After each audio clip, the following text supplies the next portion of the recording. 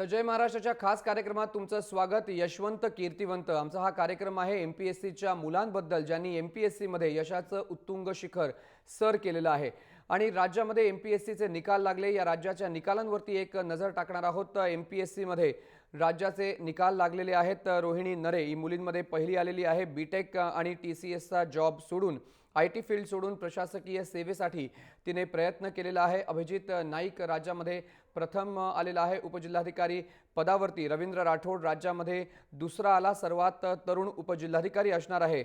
याचाच वडिलांचा दारू विक्रीचा व्यवसाय आहे। मूळचा रवींद्र यवतमाळ जिल्ह्यातला आहे। तर संदीप चिद्रवार आपल्यासोबत असणार आहेत। हा बॉक्सिंग नॅशनल प्लेयर आहे। तर राहुल धसची सुद्धा निवड झालेली आहे। मुलींमध्ये सुहासिनी गुणेवार हिने पहिला क्रमांक एमपीएससीच्या या परीक्षेमध्ये पटकावलेला आहे। महाराष्ट्रातली प्रशासकीय सेवा महाराष्ट्र पब्लिक सर्व्हिस कमिशनचा निकाल आज लागलेला आहे। मंगळवारी हा निकाल जाहीर करण्यात आला आणि या निकालामध्ये कोणाकोणी यश संपादन केलेलं आहे त्याची आम्ही तुम्हाला माहिती देतोय। अभिजित नाईक हा राज्यामध्ये सर्वप्रथम आलेला आहे आणि यशाचं हे उत्तुंग शिखर गाठणारी ही मुलं आपल्यासोबत थोड्याच वेळात उपस्थित असणार आहेत आणि या मुलांशी आपण गप्पा मारणार आहोत की कशा प्रकारे यांनी अभ्यास केला आणि एकंदरीतच या मुलांना येणाऱ्या पिढीला किंवा त्यांचे जे ज्युनियर्स आहेत त्यांना कशा प्रकारचा संदेश द्यायचा आहे। पोलीस उपअधीक्षक पदावरती राहुल धस याची निवड झालेली आहे। मुलींमध्ये सुहासिनी गुणेवार हिला पहिला क्रमांक मिळालेला आहे। एमपीएससीच्या 2015चा निकाल जाहीर करण्यात आलाय। तर आपण थेट पुण्याला जाणार आहोत आणि या यशवंत विद्यार्थ्यांसोबत आपण गप्पा मारणार आहोत आणि त्यांच्याकडनं जाणून घेणार आहोत की त्यांच्या यशाचा फॉर्म्युला काय होता। तिघांचे मी पहिल्यांदा स्वागत करतो। आपल्याबरोबर रोहिणी नरे बीटेक करून टीसीएस मध्ये नोकरी करून प्रशासकीय सेवेसाठी आयटीची नोकरी सोडणारी रोहिणी आपल्यासोबत असणार आहे। त्याचसोबत रवींद्र राठोड आणि आपल्यासोबत संदीप चिद्रवार हे तिघही एमपीएससी मध्ये यशवंत झालेली मुलं आपल्यासोबत आहेत। आपण थेट पुण्याला जाणार आहोत।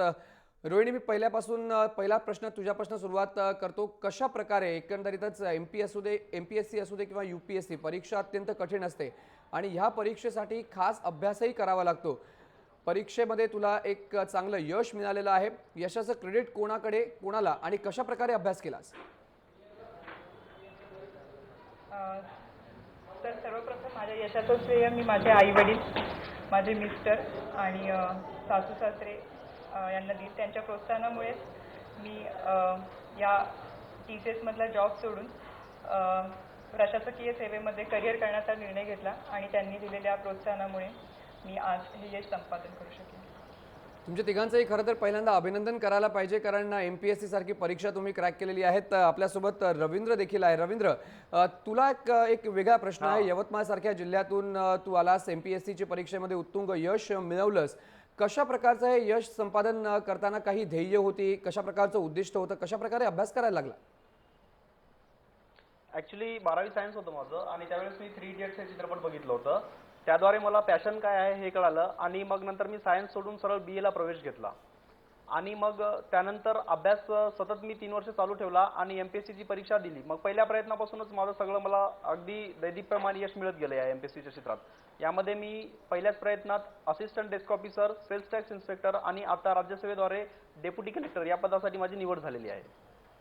डेप्युटी कलेक्टर पदासाठी निवड झालेली आहे। आपल्यासोबत संदीप चिद्रवार देखील आहे। संदीप, बॉक्सिंगचा नॅशनल प्लेयर आहेस आणि बॉक्सिंगचा नॅशनल प्लेयर ते थेट प्रशासकीय सेवेमध्ये कशा प्रकारचा अनुभव आहे हा? कारण एके ठिकाणी खेळामध्ये उत्तुंग यश संपादन केलं आणि आता प्रशासकीय सेवेमध्ये देखील। हां, ही खरंच एक गर्वाची बाब आहे माझ्यासाठी कारण खेळापासून इकडे येणं हे खूप आवड होतं माझ्यासाठी। कारण एका खेळाडूचं केव्हाही अभ्यासाव्यतिरिक्त अभ्यासावर एवढं काही कॉन्सन्ट्रेट किंवा हे नसते। महत्त्वाचा असतो तो खेळ कसा खेळतो आणि स्वतःचा डाएट आहे ते प्रॉपर कसा ठेवतो। त्याच्यानंतर जेव्हा माझी रिटायरमेंट झाली, म्हणजे मी बॉक्सिंगमधून जेव्हा रिटायरमेंट घेतली आणि खेळ बंद केला, त्याच्यानंतर मग पुढे भविष्यासाठी काय करावं हा खूप मोठा प्रश्न होता। कारण एका खेळाडूचं खरंच भविष्य खूप अवघड असतं जेव्हा त्याचा खेळ संपतो। त्याच्यानंतर चांगले शिक्षक भेटले कैलास माने सर आमचे परभणीचे आणि घरच्यांचं मार्गदर्शन आणि परिस्थितीने चांगल्या प्रकारे साथ दिली आणि त्यामुळे मी इथपर्यंत पोहोचलो. परिस्थितीने साथ दिली, त्याचसोबत घरच्यांची साथ सगळ्यात महत्त्वाची असते. मी रवींद्र परत तुझ्याकडे येणार आहे. ज्या प्रकारे तू अभ्यास केला, सगळ्यात महत्त्वाची गोष्ट म्हणजे एक वेगळी पार्श्वभूमी देखील आहे. वडिलांचा दारूचा व्यवसाय, असंही म्हटलं गेलं की वडील जे आहेत ते दारूच्या व्यवसायामध्ये होते. एका गरीब घरातनं तू आलास आणि आता महाराष्ट्रातला सगळ्यात तरुण उपजिल्हाधिकारी म्हणून तुझी निवड झाली आहे. हो बरोबर, अगदी बरोबर. अगदी 22व्या वर्षी माझी निवड झालेली आहे. हो सर, प्रश्न विचारा. रवींद्र, सगळ्यात महत्त्वाचा हाच प्रश्न होता की जी माहिती आमच्याकडे आहे त्या माहितीनुसार घरी वडिलांचा तुझ्या दारूचा व्यवसाय होता. अशा पद्धतीने ह्या सगळ्या परिस्थितीमध्ये अभ्यास करणं, या सगळ्या परिस्थितीमध्ये MPSC सारख्या परीक्षेसाठी प्रिपेअर होणं, कुठेतरी वाटतं की एक मनावरती दडपण होतं, किंवा कशा प्रकारे या घरच्या परिस्थितीला तू हाताळत MPSCची परीक्षा दिलीस? बरोबर आहे. इथं दारूचा व्यवसाय होता वडिलांचा, परंतु ते दारूचा व्यवसाय अगदी अर्ली स्टेजेसमध्ये होता, जोपर्यंत मी 15 वर्षाचा वयाचा होतो तोपर्यंत. त्यानंतर वडिलांनी त्या दारूच्या व्यवसायावरच एक शेती घेतली होती, कोरडवाहू शेती 4.5 एकराची. आणि त्यानंतर वडिलांनी कुठलाही म्हणजे शेतमजुरी वगैरे थोडी थोडी करायचे आणि ती शेती विकू विकू माझं थोडं शिक्षण झालेलं आहे आतापर्यंत. थोडी म्हणजे 4.5 एकरमधली 1 एकर विकायला काढायची, मग त्यावर घरच्या कुटुंबाचा खर्च चालवायचा, माझा खर्च चालवायचा, अशा पद्धतीनं. मग यावर शेती पण जात आहे आणि वडील पण काही करत नाही, त्यामुळे सर्व आणि 2 लहान्या बहिणी पण आहेत मला, त्यामुळे सगळ्या कुटुंबाची जबाबदारी माझ्यावर येऊन पडली. आणि काही सामाजिक घटकाकडून सुद्धा मला बऱ्याच वेळा माझी अवहेलना केली जायची, त्यामुळे मला एक वेगळ्या प्रकारची प्रेरणा मिळायची, वेगळ्या प्रकारचं स्वतःचं अस्तित्व सिद्ध करण्याची ताकद मिळायची. आणि याद्वारे मी अतिशय जास्त ताकदीनं अभ्यास करायचो आणि या अभ्यासामुळेच, या प्रेरणेमुळेच आज मी यशस्वी झाल्यासारखं मला वाटते. बरोबर. मी रोहिणी पुन्हा तुमच्याकडे येतो. सगळ्यात महत्त्वाची गोष्ट म्हणजे करिअर करायचं. BTech होऊन TCS सारख्या कंपनीमध्ये IT चा नोकरी सोडायची, त्याचसोबत लग्न झालेलं, घरच्यांचं पाठबळ, ह्या सगळ्या गोष्टींना कसं मिळालं? कारण एका महिलेला अशा प्रकारे जे आहे ते लग्नानंतर शिकणं किंवा एखाद्या मोठ्या कंपनीचा जॉब सोडून प्रशासकीय सेवेमध्ये दाखल होणं ही फार काही सोपी गोष्ट नाही आहे. हो, निश्चितच. TCS मध्ये मी 6 वर्ष जॉब केला. सुरुवातीला 3-4 वर्ष जॉब करत असताना असं कधीच वाटलं नव्हतं की मी प्रशासकीय सेवेमध्ये घेईन. परंतु कामाचं स्वरूप TCS मध्ये खूपच म्हणजे हायटेक होतं. खूप चांगल्या चांगल्या प्रोजेक्टवर काम करण्याची, परदेशात काम करण्याची मला संधी मिळाली. परंतु हे काम करताना असं नेहमीच वाटायचं की आपण जे काम करतोय ते माझ्या स्वतःपुरतं किंवा कंपनीपुरतं मर्यादित आहे. माझं सासर आणि माहेरकडचं दोन्हीकडचं बॅकग्राऊंड हे ॲग्रो बेस्ड आहे. ग्रामीण भागातनं आलेली माझी पार्श्वभूमी आहे, त्यामुळे सर्वसामान्य लोकांच्या समस्या काय आहे याची मला चांगली जाणीव आहे. त्यामुळे आपण जे काही नॉलेज मिळवले त्याचा आपण प्रशासनाच्या माध्यमातून लोकांसाठी जास्तीत जास्त आपण आज म्हणतो ई-गव्हर्नन्सच्या माध्यमातून सिम्पल, बेटर, फास्टर सेवा लोकांपर्यंत कशा पोहोचवू शकतो, यासाठी माझ्या शिक्षणाचा उपयोग होईल असं मला वाटलं. आणि मुख्य म्हणजे माझ्या मिस्टरांनी मला या क्षेत्रामध्ये येण्यासाठी प्रोत्साहन दिलं. आणि मग मला 6 वर्षाची मुलगी आहे, परंतु आय एम व्हेरी फॉर्च्युनेट की माझ्या सासरकडच्या मंडळींनी, माझ्या आईबाबांनी मला तो जो गॅप होता किंवा ती जी कन्स्टेंट होती त्याच्यावरती मात करून मी अभ्यास करून आज हे यश संपादन करू शकले. मी हाच प्रश्न पुन्हा एकदा तुला विचारणार आहे, पण रवींद्र, मला तुला एक प्रश्न विचारायचा आहे. खास करून ज्या प्रकारचं हे यश संपादन केलेलं आहे, कधी हे ठरवलंस की मला प्रशासकीय सेवेत जायचं आहे, मला कोणत्याही परिस्थितीमध्ये MPSC किंवा UPSC द्यायची आहे, क्रॅक करायची आहे आणि मला लोकांसाठी काम करायचं आहे? आधीपासूनच ठरवलं होतं की परिस्थितीमुळे जे आहे ते एक एक गोष्टी तुझ्या समोर उलगडत गेल्या आणि तेव्हा तू ठरवलंस की नाही, आता मला प्रशासकीय सेवेमध्ये जाणं भाग आहे किंवा मला प्रयत्न करावे लागतील? ऍक्च्युली हे मी आधीच ठरवलं होतं. एक 12वीला असताना गावात एक PSIचा फिजिकल द्यायचा मुलगा, गावातलाच मुलगा, आणि त्याच्या थोडं यश अपयशातून मला थोडं जाणवलं की खरंच प्रशासकीय सेवेमध्ये फार क्रेज आहे आणि इकडे कामाला पण भरपूर स्कोप आहे, चांगलं काम आपण करू शकतो. मी असं समजतो की सिव्हिल सर्व्हिस हे एक पेड सोशल वर्क आहे. आपण या सोशल वर्कला एक अधिकाराची जर चांगली जोड मिळाली तर जास्तीत जास्त लोकांपर्यंत आपण पोहोचून एक चांगलं समाजकार्य करू शकतो असं मला वाटते. यावर अभय बंग साहेबांनी एकदा असं म्हटलं होतं की एक तहसीलदार आमच्यापेक्षा जास्त समाजसेवा करू शकतो म्हणे. तर आज मी उपजिल्हाधिकारी झालो आहे, यामुळे मला निश्चितच वाटतं की मी माझ्या जे काही प्रायोरिटीज एरियाज आहेत त्यामध्ये चांगलं काम करू शकतो. संदीप, एक तुला प्रश्न आहे. ज्या प्रकारे एकंदरीतच तू नॅशनल लेवलचा बॉक्सिंग प्लेअर होतास आणि त्याच्यानंतर आता MPSCची परीक्षा दिलीस. MPSCची परीक्षा ही कठीण मानली जाते, इतकी काही सोपी परीक्षा नाही. अशा पद्धतीमध्ये जेव्हा अभ्यास करावा लागतो तेव्हा कशा प्रकारे हा अभ्यास केलं तर निश्चित यश मिळू शकतं? जे ज्युनियर्स आहेत किंवा जे हा कार्यक्रम बघत असतील, ज्या मुलांना MPSC किंवा UPSC साठी अभ्यास करायचा आहे, त्यांना काय मार्गदर्शन करशील? पहिली एक गोष्ट मी माझ्याबद्दल सांगू शकतो की मला 10वीला 2 वर्ष लागले, 12वीला 3 वर्ष लागले आणि ग्रॅज्युएशनला 5 वर्ष लागली. तर मला असं वाटतं की जर मी करू शकतो तर असं वाटतं की हे कोणीही करू शकेल. काठिण्य पातळी खूप अवघड आहे हे मलाही माहिती आहे. पण जर तुम्ही हॉनेस्टली प्रयत्न करत राहिले आणि सातत्य जर असेल तुमच्यामध्ये तर यश नक्की भेटेल तुम्हाला. एक छोटासा प्रश्न मी रवींद्र तुला विचारतो. MPSCचा अभ्यास नेमका तू कसा केलास? कारण 22व्या वर्षी थेट उपजिल्हाधिकारी, सर्वात तरुण उपजिल्हाधिकारी, कशा प्रकारे हा अभ्यास करावा लागला? ऍक्च्युली याच्यासाठी एक माझी त्रिसूत्री होती. यामध्ये प्रथम गोष्ट प्रॉपर ऑथेंटिक बुक्स, म्हणजे चांगली जी पुस्तकं आहेत ती तेवढीच वापरायचो मी. मार्केटमध्ये आज एवढी पुस्तकं अवेलेबल असतात, परंतु मी कुठली पुस्तक वाचत बसायचो नाही, फक्त जी चांगली पुस्तकं आहे तीच वाचायचो. आणि दुसरा महत्त्वाचा यामधला मुद्दा, strong paper analysis. Paper analysis जेवढी MPSCची पेपर झाली 2012 पासून, मग ती PSI असेल, SA असेल, असिस्टंट असेल, राज्यसेवा असेल, त्या सगळ्यांचं प्रिलिम आणि मेन्सचं मी चांगलं थोरो अनालिसिस करायचो. त्याचे सगळे प्रश्नांची उजळणी सगळ्या म्हणजे चांगल्या ऑथेंटिक बुक्समध्ये करायचो. ही दुसरी माझं एक हे झालं महत्त्वाचं. आणि तिसरा सगळ्यात महत्त्वाचा मुद्दा जो आहे, स्ट्रेसलेस स्टडी, तणावमुक्त अभ्यास. याद्वारे आपण काय साध्य करतो, म्हणजे तणावमुक्त अभ्यासाद्वारे आपली कॉन्सन्ट्रेशन लेवल फार हाय असते आणि हे सहज साध्य आहे. मी म्हणजे अभ्यासिकेत असताना एकदम आपल्या पुस्तकात गुरफटून जायचो आणि अभ्यासिकेच्या बाहेर असताना म्हणजे पुस्तकाची माझा काही संबंध नाही असा मी वागायचो. त्यामुळे माझी कॉन्सन्ट्रेशन लेवल मी मेंटेन करू शकलो असं मला वाटतं. सध्याच्या आणि त्याद्वारे स्पर्धात्मक एवढ्या युगामध्ये लोकांनी स्ट्रेसलेस स्टडी हा सगळ्यात महत्त्वाचा जो आहे तो एक वेगळा पॅटर्न बनतोय आणि लोकांनी जो आहे तो पॅटर्न या ठिकाणी पाहायला पाहिजे. आपण MPSCच्या यशवंत कीर्तिवंत मुलांची गप्पा मारतोय. पुण्याहून ही तिन्ही मुलं आपल्यासोबत आहेत.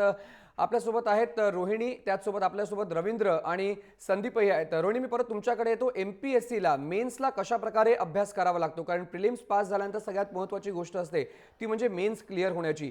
तुम्हाला पेपर असतो, कठीण पेपर असतो, अशा पद्धतीमध्ये कशा प्रकारे अभ्यास करावा लागतो? ज्या प्रकारे रवींद्र म्हणाला एक त्रिसूत्री त्याची होती, तर तुम्ही मेन्सचा अभ्यास कसा केला? 2012 पासून MPSCच्या परीक्षेचं स्वरूप बदललं त्यांनी. सब्जेक्टिव्ह टू ऑब्जेक्टिव्ह, वस्तुनिष्ठ प्रकारची जी परीक्षा पद्धती आणली. यामध्ये जास्तीत जास्त कॉन्सेप्च्युअल अंडरस्टँडिंगला महत्त्व आहे. त्यामुळे अभ्यास करताना जे काही विषय होते त्यामध्ये माझा सर्वप्रथम हा कॉन्सेप्च्युअल अंडरस्टँडिंग, संकल्पना समजण्यावरती होता. आणि कुठलाही विषय असो त्याचे जास्तीत जास्त 1 ते 2 जी दर्जेदार पुस्तकं आहेत त्यातनं अभ्यास करणं. आणि MPSC तुम्हाला 2च गोष्टी प्रोव्हाइड करते, एक म्हणजे सिलेबस आणि दुसरा म्हणजे मागच्या वर्षीच्या प्रश्नपत्रिका. तर ह्या 2 गोष्टी आपल्यासाठी हॉरोस्कोप सारख्या काम करतात. अभ्यास करताना ह्या 2 गोष्टी माझ्यासमोर असायच्या, त्यामुळे प्रश्नांचं विश्लेषण करणं माझ्यासाठी सोपं होतं. कॉन्सेप्च्युअल अंडरस्टँडिंग आणि मागच्या परीक्षांचा विश्लेषणात्मक अभ्यास हे माझ्यासमोर नेहमी अभ्यास करताना समोर असायचं. संदीप, मी तुझ्याकडे येतो. सगळ्यात महत्त्वाची एक मुद्दा असतो, MPSCची परीक्षा तर आपण पास होऊ शकतो, पण मुलाखत, या मुलाखतीचा अनुभव कसा असतो? म्हणजे बऱ्याचशा मुलांना प्रश्न पडलेला असतो की MPSCची परीक्षा पास झाल्यानंतर मुलाखतीला आपण काय करायचं? मुलाखतीला आपण घाबरतो, कुठेतरी आपण जे आहे ते मागे पडतो. तर मुलाखतीचा अनुभव कसा होता? आणि मुलांना, जी नवीन मुलं जी आहेत MPSCची परीक्षा देतील, त्यांच्यासाठी तू काय सांगशील? आता ट्रेंड खूप बदललेला आहे. पहिले मुलाखत म्हणजे थोडी भीती वाटायची, मलाही भीतीच होती. पण ज्यावेळेस मी मुलाखतीला गेलो त्यावेळेस खूप रिलॅक्स त्यांनी मला ट्रीट केलं. आणि इवन मला स्टार्टिंगला त्यांनी विचारले की मुलाखत सुरू करू का? मग मी जेव्हा होकार दिला तेव्हा त्यांनी सुरू. आणि जेव्हाही मला काही क्वेश्चन आले नाही तर त्यांची आन्सर त्यांनी दिली. ही खूप चांगली गोष्ट वाटली मला, की मला असं नव्हतं वाटलं की हे मुलाखत होती, तर ते एक असं डिस्कशन झाल्यासारखं मला एक वाटलं. आणि खूप काही शिकायला पण भेटलं मुलाखतीतून. त्याचे आन्सर मला नाही आले, त्या गोष्टींचे आन्सर त्यांनी दिले. आता दुसरी गोष्ट की आपण तयारी कशी करावी या बाबतीत. तर मला असं वाटते की सर्वात पहिले बेसिक खूप चांगले पाहिजे तुमच्या. त्याच्याशिवाय स्ट्रक्चर चांगलं नाही होणार. आणि त्याच्यानंतर मग जी दर्जेदार पुस्तकं आहेत, काही अकॅडमीची, काही शॉर्ट नोट्स, या जर आपण रेफर केल्या तर रिझल्ट चांगला येऊ शकतो. फक्त एक महत्त्वाची गोष्ट की 3:1 चा रेशिओ आहे, त्याच्यामुळे लालच खूप बुरी चीज आहे. तर त्याच्यामुळे मला तरी वाटतं की बुक कमी अटेंड करावे पण ॲक्युरसी चांगली असावी. 30 पुस्तकं परत परत वाचावीत. म्हणजे जर एकदा आपण पॉलिटीचं पुस्तक घेतलं, कोणतेही घेतलं, फक्त ते दर्जेदार असावं आणि तेच परत परत वाचावं आणि त्याच्याने म्हणजे तुमची ॲक्युरसीला ॲक्युरसी. सगळ्यात जर जास्त तुम्ही नवीन महत्त्व जे नवीन आहे ते पुस्तकं एमपीएससीच्या परीक्षेमध्ये आहे. रवींद्र, मी तुझ्याकडे येतो. हां सर. आता तुम्ही सरकारी सेवेमध्ये थोड्याच दिवसामध्ये जे आहे ते तुमची सरकारी सेवा सुरू कराल. उपजिल्हाधिकारी म्हणून तू सर्वात तरुण महाराष्ट्रामध्ये आम्हा सगळ्यांना पाहायला मिळशील. मात्र सगळ्यात महत्त्वाची एक दुसरी गोष्ट आहे ती म्हणजे सरकारी अधिकाऱ्यांचा एक इमेज सध्या काही महाराष्ट्रातली किंवा देशातली चांगली नाही. सरकारी अधिकारी म्हणले भ्रष्ट असं एक लेबल सरकारी अधिकाऱ्यांना लावलं जातं. अशा परिस्थितीमध्ये असे जे विषय असतात त्या कशा प्रकारे जे आहे ते हाताळशील तू? कारण अशा विषयांमध्ये सरकारी अधिकारी म्हटलं लोकांचा एक बघण्याचा दृष्टिकोन हा सध्या बदललेला आहे. ऍक्च्युली हे थोडं काही मीडियामुळे झालेलं आहे थोडंसं. म्हणजे आज असं सांगू शकत नाही आपण की सगळं प्रशासनातील सगळीच लोक भ्रष्ट आहेत म्हणून. काही लोक भ्रष्ट असतीलही, मात्र प्रशासनात आजही काही चांगली लोक काम करत आहेत म्हणून भारतातील लोकशाही भक्कमपणे टिकून आहे असं मी म्हणतो. आणि हे कसं हाताळावं याविषयी जर आपण म्हणाल तर यामध्ये कसं असते, प्रशासनातील ह्युमन टच कमी करणे महत्त्वाचं आहे. प्रत्येक आता प्रशासन म्हणजे काय, जनरली जनता आणि शासकीय नोकर यांच्यातला समन्वय असतो. तर त्या प्रत्येक गोष्टीमध्ये ह्युमन टच म्हणजे आता प्रशासकीय अधिकाऱ्यांचे अधिकार कमी करून आणि त्यांना जास्तीत जास्त लोकाभिमुख बनवून याच्यासाठी आपण ट्रेनिंग देऊ शकतो त्यांना चांगले म्हणजे इथिकल काही अंडरस्टँडिंग आपण त्यांना शिकू शकतो. त्याद्वारे पुन्हा ई गव्हर्नन्सच्या सोयी सुविधा आहेत नवीन, आता पुन्हा सगळ्या सोयी सुविधा ऑनलाईन करणे सगळ्या गोष्टी. आणि काही आता लोकांना सेवा पुरवण्यासाठी गावोगावी जाऊन मेळावे सुद्धा आपण घेऊ शकतो. म्हणजे काही उत्पन्नाचा दाखला द्यायचा आहे किंवा काही त्यांची छोटी मोठी जमिनीशी संबंधित मुद्दे आहेत किंवा काही इतर वाद आहेत, त्यांना आपण गावेगावी जाऊन त्याच्या पर्टिक्युलर त्यांना नियोजित वेळेत, आता राईट टू सर्व्हिसेस ऍक्ट आला आहे म्हणजे सेवा हमी कायदा, त्यामध्ये नियोजित वेळेत आपल्याला त्यांना सेवा द्यायच्या आहेत. या अशा गोष्टीतून प्रशासनातील भ्रष्टाचार कमी केला जाऊ शकतो. आणखी बरेच काही मुद्दे सांगता येतील. आणखीन बरेच काही मुद्दे सांगता येतील. आपल्याकडे वेळ कमी आहे. रोहिणी, शेवटचा प्रश्न तुम्हाला. लग्न झालेलं मुलगी घरामध्ये, सासरची मंडळी, घरची मंडळी, अशा परिस्थितीमध्ये मुलींचा टक्का देखील गेल्या काही वर्षामध्ये आपण पाहिलं वाढतोय एमपीएससी किंवा यूपीएससी मध्ये.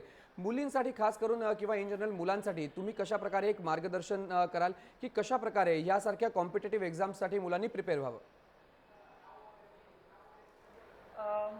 माझं विशेषतः महिलांना हेच सांगणं राहील, म्हणजे विशेषतः लग्न झाल्यानंतर मुली ज्या असतात, एक समज असतो की लग्न झालं किंवा मुलं झाली की याच्यानंतर आपण करिअर करूच शकत नाही, ही एक भावना निर्माण होते. परंतु मला असं वाटतं की प्रत्येक स्त्रीमध्ये किंवा प्रत्येक व्यक्तीमध्ये कुठलं ना कुठलं कौशल्य हे निश्चित असतं.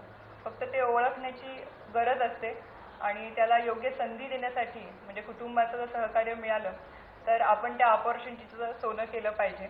असं मला वाटतं. दिवसातले 24 तास असतात, त्यातले आपण जरी 4 तास जरी काढले तर तुमचे कुठले व्होकेशनल स्किल्स असतील किंवा तुमचे काही कल्चरल स्किल्स असतील तर ते तुम्ही जास्तीत जास्त वृद्धिंगत करून त्यामध्ये पुढे जाऊ शकता असं मला वाटतं. धन्यवाद तुम्हा तिघांचेही आणि पुन्हा एकदा जय महाराष्ट्र तर्फे तुमचं अभिनंदन. यश संपादन केलेलं आहे तुम्ही एमपीएससीच्या परीक्षेमध्ये, त्याबद्दल आपल्यासोबत रोहिणी, संदीप आणि रवींद्र उपस्थित होते. एमपीएससीमध्ये या मुलांनी उत्तुंग असं यश प्राप्त केलेलं आहे. यांच्या पुढच्या आयुष्यासाठी आणि भविष्यासाठी जय महाराष्ट्र तर्फे यांना शुभेच्छा. जय महाराष्ट्राच्या या खास कार्यक्रमामध्ये वेळ झालेली आहे. इथेच थांबण्याची. तुम्ही पाहत रहा जय महाराष्ट्र.